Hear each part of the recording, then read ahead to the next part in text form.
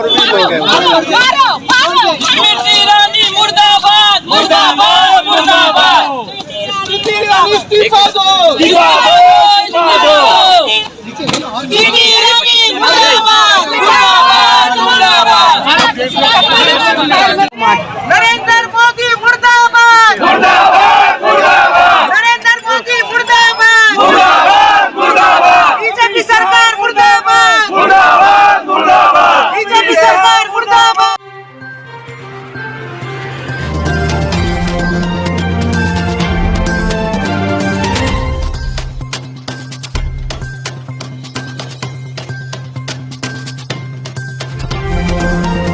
आदाब, नमस्कार। मैं हूँ इब्राहिम शेख।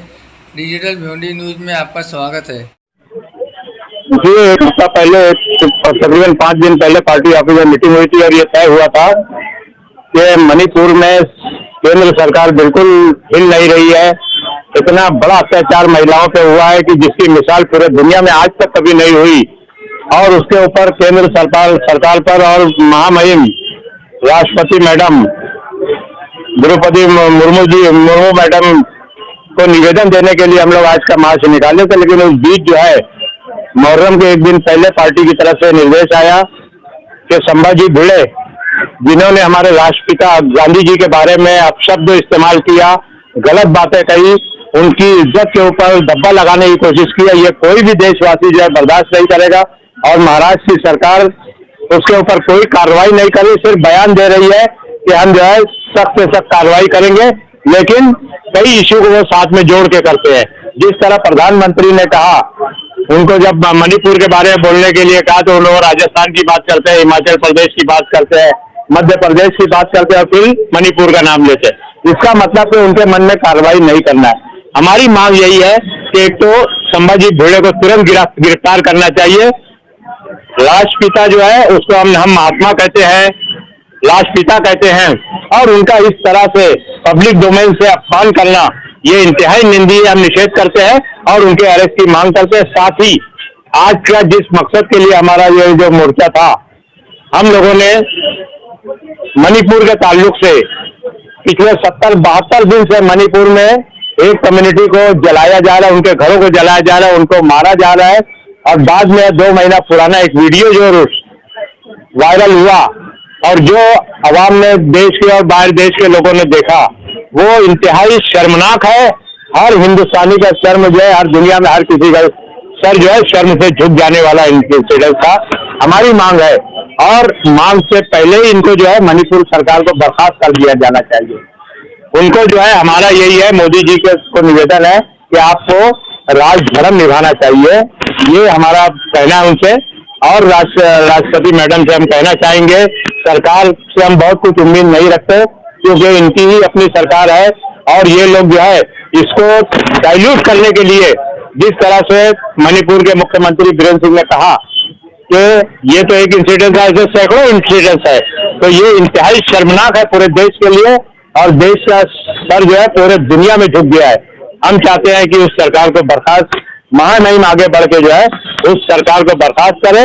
और प्रधानमंत्री का स्टेटमेंट जो आया है, वो जब सुप्रीम कोर्ट के चीफ जस्टिस जो है चंद्रचूड़ ने कहा कि अगर आप एक्शन नहीं लेते हम लेते हैं, तब जाके स्टेटमेंट दिया, एक्शन कुछ नहीं लिया। हम चाहेंगे कि एक्शन लेंगे। मणिपुर का मामला जो है, उस मामले के बारे में जितना हम लोग निंदा करेंगे, जितना हम उसको बुरा बोलेंगे, उससे भी मतलब बुरे को भी बुरा बोल सकते हैं, इतना कल ज्यादा हो गया है। वो महिलाओं के साथ में क्या अत्याचार हुआ है पूरे देश में, पूरी दुनिया ने देखा है। और मोदी जी के वजह से और स्मृति ईरानी, ये दोनों की वजह से महिलाओं का जो अपमान हुआ है वो हम कभी बर्दाश्त नहीं करेंगे। मैं ये पूछना चाहती हूँ मोदी जी को, उनके पास तो बीवी नहीं है, उनकी तो माँ भी खत्म हो गई है, उनको कोई महिला से मोहब्बत है या नहीं? उनको कुछ बहन बेटियों की इज्जत की परवाह है या नहीं? और स्मृति ईरानी जो उस वक्त कांग्रेस की हुकूमत थी तो इतना चिल्लाती थी, मैं उस स्मृति ईरानी से सवाल करना चाहती हूँ, मैं उससे सवाल कर रही हूँ कि आप क्यों खामोश बैठे हो? क्या आप महिला नहीं हो? आपकी बेटी के बारे में जब गोवा में आवाज उठाई थी तो अभी आपको इतनी मिर्ची लग गई थी। आज देश की महिला के साथ में इस तरीके से मणिपुर में हुआ है तो उसको बुरा नहीं लग रहा है? मोदी जी की चमचागिरी करना बोलना छोड़ दो उसको। ये आवाज मेरी पूरे देश में पहुंचाओ और उसको बोलो स्मृति ईरानी को, अपने महिला विकास बाल कल्याण की जो वो मंत्री है उसको बोलो राजीनामा दे। सब महिलाएं मिलकर चाहते हैं कि स्मृति ईरानी इस्तीफा दे। स्मृति ईरानी का इस्तीफा, और महिला हमारी राष्ट्रपति महिला है। मोदी जी देखो कितनी खतरनाक चाल चलते कि आदिवासी महिला को राष्ट्रपति बताकर आदिवासियों के इमोशनल से खेलते हैं। एक तरफ महिला को ट्राइबल एरिया की लेडी को लाकर वो राष्ट्रपति बना देते, और दूसरी इधर मणिपुर में महिलाओं को अपमान करते, नेकेड करके महिलाओं को चलाया गया है रोड पे, उनकी परेड की गई है, और 1520 आदमी उसके पीछे चल रहे थे। मैं उस मर्दों को बोलती हूँ, क्या वो मर्द औरत से पैदा नहीं हुए? उन औरतों ने बेटी, उन मर्दों ने बेटी नहीं पैदा की है? क्या उनकी माँ नहीं है? उनको अपनी माँ को रोड पे चलाना चाहिए।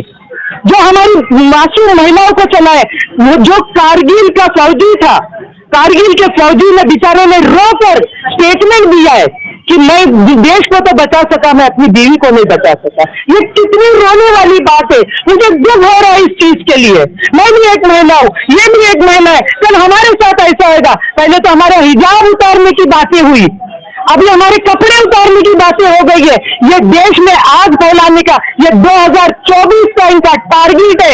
ये कुछ भी कर सकते हैं। ये वहां पर देखो, इनको हिंदू मुसलमान का टारगेट नहीं मिला तो इन्होंने कुकी समाज और मैया समाज के लोगों को, दो समाजों को लड़वा दिया इन्होंने। दो समाजों के बीच में इन्होंने झगड़ा लगा दिया। वहां पर चर्च जला दिए। अरे ईसाइयों ने किसका बुरा किया है? मुसलमानों ने किसका बुरा किया? बुद्धों ने, पारसियों ने किसका बुरा किया? देश को आजाद करने में सारे हिंदुस्तानी थे, और ये सारे हिंदुस्तानी मांग रहे हमारे देश को आजाद करो। मोदी जी, आपसे अगर देश नहीं संभल रहा है, बराए मेहरबानी, जिस वक्त मणिपुर जल रहा था उस वक्त मोदी जी अमेरिका में जाके योगा कर रहे थे। उनको योगा, वहां पर वो योगा के स्टंट्स बता रहे थे, योगा के स्टाइल्स बता रहे थे, लोगों को योगा करवा रहे थे। उनको ये नहीं समझ रहा है मेरे देश में आग लगी हुई है। अरे क्या मणिपुर भारत का देश का टुकड़ा नहीं है? मणिपुर भारत में नहीं आता है क्या? आप क्यों ऐसा कर रहे हो? अभी भी मणिपुर जाने के पहले वो चले गए राजस्थान। उनको 2024 की गद्दी की फिक्र है, उनको देश की फिक्र नहीं है। मैं पूरे देशवासियों से कहना चाहती हूँ कि अब एक प्लेटफॉर्म पर आ जाओ। कोई पार्टी मत देखो, कुछ मत देखो, जात मत देखो, पात मत देखो, किसी की पार्टी मत देखो, एक ही पार्टी देखो खाली कि देश बचाने वाली कोई भी पार्टी। ये मत समझो मैं कांग्रेस की हूँ तो कांग्रेस पार्टी हूँ। जो देश को बचाएगा वो मेरी पार्टी है। और एक राहुल गांधी मर्द है जिसके अंदर ताकत है, जो मोदी को टक्कर दे रहा है। बाकी देश बिक चुका है, कोर्ट बिक चुकी है, सुप्रीम कोर्ट, पुलिस, सब कोई बिक चुका है। कोई बचा नहीं है, पुलिस भी बिक चुकी है। यहाँ पर कोई कानून कुछ नहीं। हमारी कॉन्स्टिट्यूशन को छेड़ा गया है, हमारी हर चीज को छेड़ दिया गया है। मोदी जी भी बर्बाद करने के लिए देश को पैदा हुए। मैं आप लोगों से गुजारिश कर रही हूँ, ये हमारी भिवंडी शहर की आवाज पूरे देश में पहुंचाओ और मोदी को हटाओ। बस मोदी हटेगा, देश सुखी हो जाएगा। इतना ही बोलकर मैं अपने शब्द खत्म करती हूँ। जय हिंद, जय महाराष्ट्र। हमारे चैनल को शेयर करें, सब्सक्राइब करें। हमारी वीडियो आपको कैसी लगी कमेंट बॉक्स में जरूर बताएं। आपके आसपास हो रही गतिविधियों की जानकारी हमारे दिए गए नंबर पर जरूर दें। धन्यवाद।